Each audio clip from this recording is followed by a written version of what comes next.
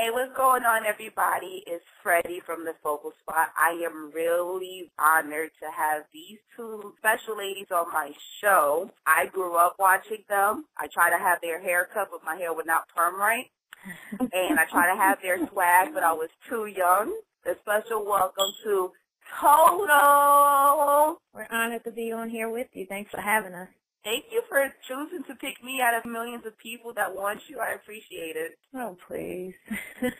All right. Ladies, how does it feel to be back from 2014, 2015 with the Soul Train Music Awards? Actually, it was a blessing. It was a prayer answer. You know, Pam and I, we've been out doing shows now for a year, and we got a phone call from Missy, and it was actually supposed to have been all three of us, but Keisha, the timing wasn't right for her. So it was just an honor to get up there and represent with some of the other artists that we came up with, like Little Kim, Missy, The Brat, Lady of Rage, MC Light. It was just an honor, and it definitely was a blessing. How did the fans react to seeing Total back on the stage? Because it's been a while since you guys have been together. You know what? The love was real good, Freddie. It's just like we never went away. We definitely had the fans that, you know, when we first came out to where we were, our career had left off where we paused, and also we gained a whole lot of new fans. So it's a good look. It's definitely a great show to be received in such a light. And you know what's crazy? You mentioned the new fans. It's like, I feel old because, like, I grew up with you guys. So when people say Total, like, of course.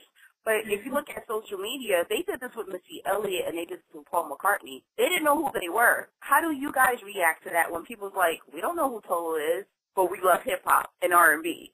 You know what, Freddie? For one, I'm not going to say that I feel old because I'm still in 30s. I'm a 30s baby. And, you know, just as well as Tima myself, we ain't old. We still, you know, people got to realize we were still young when we came out. At the end of the day, it's just like when people don't know you, it's just like, oh, my goodness, you look at them as babies.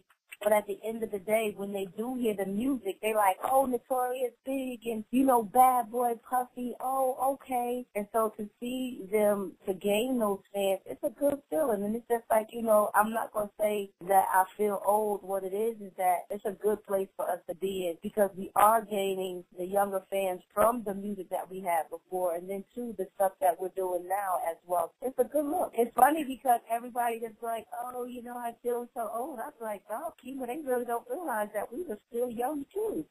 Yeah. Yeah. So, and if I can add, I always relate to us and our music, the era we were in and the type of music we put out. I related to being timeless. So we're timeless. Like we were before our time. People hear our music now and it's current. So we are gaining them new fans where they're like, oh, this is hot. How did you feel like you guys impacted R&B, and what made you guys unique from other girl groups? Our impact on R&B was that we were just very unique. We were Kim and Keisha and Pam. We weren't like this group that these three girls that they just threw together and they like, you do this, you do that, you this. They really tried to emphasize on who we were and our natural swag. We were just around the way girls. That's why we did some choreography, but we really didn't because the three of us could get together and our vibe would just be so ill. Our names originally was total opposites because it was just these three unique presents that came together with this crazy vibe. And that's just how they built everything just around who we were. And I think that's what made us stand out along with our sound. Like back in the 90s in that area, I think everybody strived to be unique, to have their own sound. So you were able to tell the Totals from the TLCs, from the SWVs, from the Escape. How did you guys become a group? Like, take it all the way back.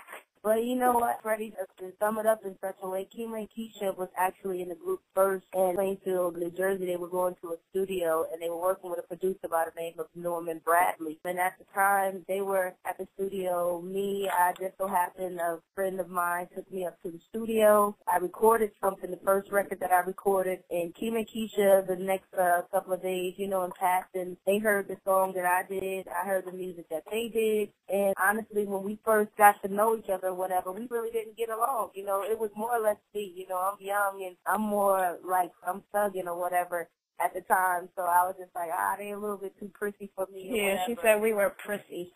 Keisha and Kima were actually looking for a third member, and he made a suggestion as to me being in the third member of the group. And, they gave me a call at first, because I'm I get so hard-headed. I was like, nah, I don't want to do it. And then I finally said yes, and the rest was history.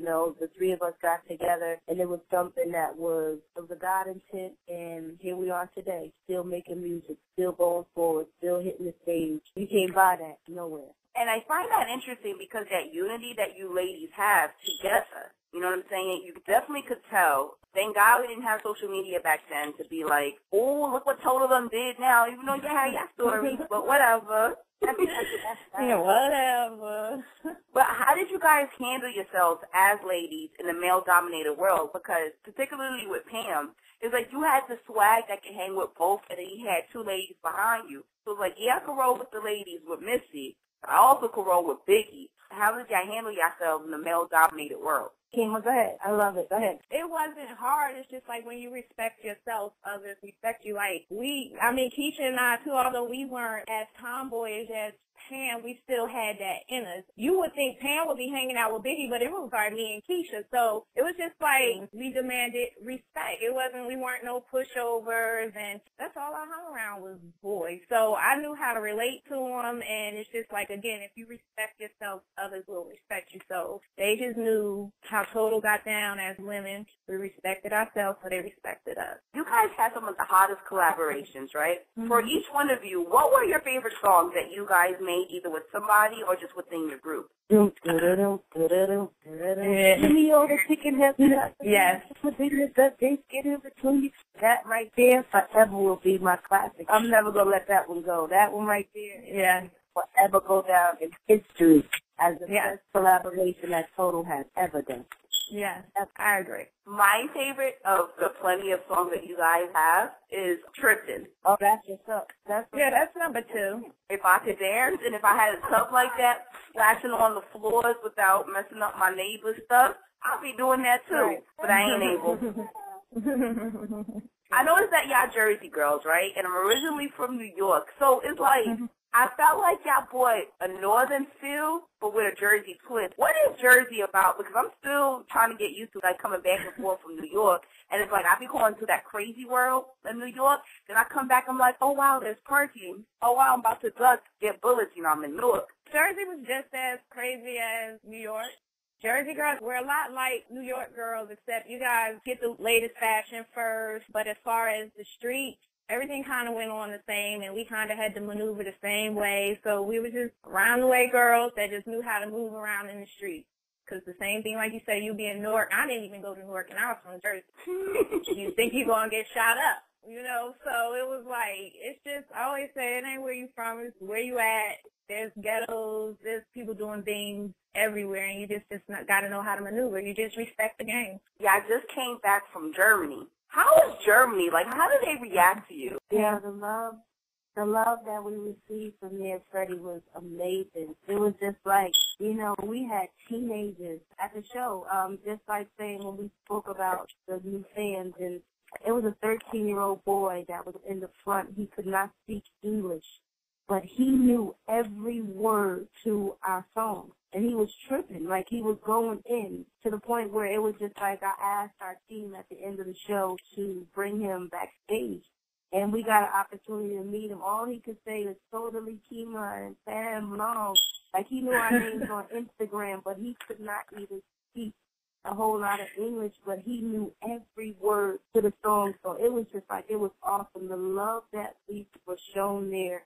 I can honestly say that when I was in Germany, I felt like I was in the States. It did not seem like I was up in a place that overseas, international. It felt like we were really home. It's just like, their food was banging. They drove on the same side of the street that we did. Their steering wheel was on the same side as I was here. And it felt like away from home. And then to be able to partake in going to see the Berlin Wall. We got an opportunity to see the Parliament. We got an opportunity to see Germany besides just going there and just to perform, and then also to lead people with what it is that Kima and I really strive to lead people at the end of the day is a message that what we believe that God has given to us to give to people when the music stops on the stage. It was awesome. I can't wait to go back. It's like a second home to me, and I'm being so honest. You know, Kima and I was just like, yo. And for that to come from Pam, who doesn't like being away from home. Exactly. You know, Pam be like, the first one, I ready to go home. Yes, it was good. It was beautiful. One thing I'm starting to notice, too, is not just Total, Jodeci, it's SWV, it's D'Angelo. The 90s is making a comeback. Why now do you feel like they're making a comeback? And one thing I've noticed the difference, too, the fans are receptive.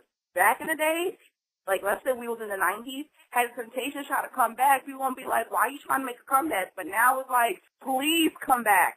No disrespect to anyone doing music today or to any musician at all. I just think, like, right now they just miss that diversity, that timeless music, that stuff that everybody can kind of relate to. All of us can't relate to that, you know what I'm saying? So, but that's all we hear. So it's just, you know, back in the 90s, the music was just so diverse, and I really believe that's what everybody's missing and why everyone is just so receptive to it right now. And y'all need to come to the Prudential Center in Newark because, you know, somebody could be up in there in the nosebleed section, and that would be me. just saying, y'all can't forget about Jersey, okay, people? Like, y'all can do Germany, Australia, China, but don't forget about Prudential Center up here, right? All right. Oh, yeah, we definitely won't, Freddie. Not at all. And you ain't got to be in the nosebleed when we didn't really know that you got a backstage pass, mama, with all access. Don't even worry. I know that's right. Kima, in the interview, you mentioned that you feel like you guys are in more control as far as, like, musically and on stage. Isn't that like, kind of scary? Because it's like some fans, they love the old music, so when you're trying to come up with something new, it's like, yeah, but we want the old thing. So how do you guys make music and still be thoughtful of that? What I actually meant by being in more control, I meant more like as far as our business is concerned. You know, as far as like what decisions we make, who we decide we want to work with. Not so much that we're just out here doing everything on our own and not reaching out. Of course, when we do move forward and decide to do a new single, we definitely plan on reaching out to somebody that's going to give us that hot single because that's part of the blueprint. You need that hot single. But we just have more control over what we decide we're going to move forward with. Gotcha. Because I noticed, like, one of the main people that's really head spearing that is TLC. I'm pretty sure you guys heard they're doing a Kickstarter fundraiser for their album. Like, what do you think that means for artists from the past now to have control of their money? Because I'm noticing, too, like, the record labels ain't producing. They're not doing A&R anymore. They're not caring about the past. It's like, we respect y'all back then, but we don't really care. So, like, how do you feel like having your own control makes a difference? So you don't have nobody eating your budget. You setting up your own studio time. You don't have your A&R setting up studio time for you and then his artist on your budget.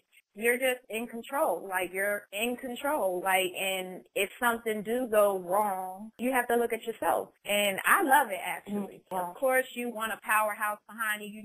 You need the powerhouse marketing and PR people, but I think as far as, like, being artists and really being creative, you should be in control of how you are presenting yourself creatively. And, I mean, with a lot of artists like us, we learned a lot, so we definitely know the blueprint. We definitely know what a hot record sound like. We definitely know where we want to go.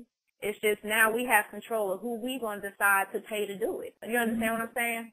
I commend TLC. Like, just like now, I don't need the middleman to go out here and get that hot producer. I control my own money. I can go get him myself. Where you telling me he might be 100,000, he might only be 10. I know that because I'm handling it. I don't have no middle person. I know you guys plan on doing some new music soon. Who would be some people that you would reach out to help make that hot single for you? I would definitely love to get back in the studio with Missy. Absolutely. And I definitely say it's one young buck that I definitely know that we're going to do some work with, and that's Chris Brown. I love that dude. Oh, yeah, I love Chris Brown, too. I do. I really love Chris Brown. That's definitely it. Yeah, that would be hot, too. You guys want to talk about any projects that you're working on currently? Go ahead, Kimberly. I was just going to tell them about your single on iTunes, Pam. You don't have to worry. It's out on iTunes now. Please support. And I wanted to say that because I want everyone to know, because sometimes they feel like, oh, how's she doing her own thing on the inner group? Because that's what we do. You know what I'm saying? She has the right to go out there and be Pamela Long, and she has the right to be Total, and Total is going to support her. We're going to support each other on all our individual projects. As far as me, I'm looking to get into the fashion. I'm working on launching an online boutique called Totally Kima. I hope to have it out sometime in the fall. So we got a lot of good things. We're looking to do like reality TV. God is leading Total back down the road. We don't know what that journey is going to take. We just got a lot of good things in the atmosphere. Please don't be in love with hip hop. Please. Oh, no. I love you, ladies. No. No total disasters. We want total inspiration. Oh, yeah, definitely. That's all we're about. I couldn't do no more, no less. There's enough mess in the world. I'm not adding to it. And then last but not least, we know that there's Kim, Tam, and my girl Keisha. Are you guys planning on doing a project with her, or is she just taking some time off of motherhood, or what's going on with her? Well, right now, we actually have, I don't know if you saw when we got together for the LA show, when we went to LA. Did you ever see the story on that, Freddie, at all? No? I believe I quickly glimpsed at it, but if you could elaborate, I greatly appreciate it. Actually, Keisha and Kima and I, we got some stuff. I don't want to let the cat out the bag. But, as far as Total on the stage, off the stage, we always going to be sisters. And, for a moment, Keisha was doing some things and taking care of some things, but her support was there with us. And she still is supporting us, regardless of if she's out there on the front line with us or not. But we have some things that's down the pipeline. I don't want to give it away because it's a couple of surprises that's coming that Keisha will be venturing with us. And let's see what it is that the Lord is going to do from there. Sometimes I don't want to put what they say, that you don't want to put the horse before the carriage or the carriage before the horse, whichever way it goes. But at the end of the day, it is some things that's coming up. But it's sisters for life, no matter what. That's why when Kima and I go out, we're not trying to get somebody just to be on the stage with us. If our sister is not on the stage with us, nobody is going to be there or visible to the eye. You know what I mean? But Keisha's always there with us in spirit when she's not even there. I know that's right. So, ladies, how can people follow you? How can people get a digital touch of some Total?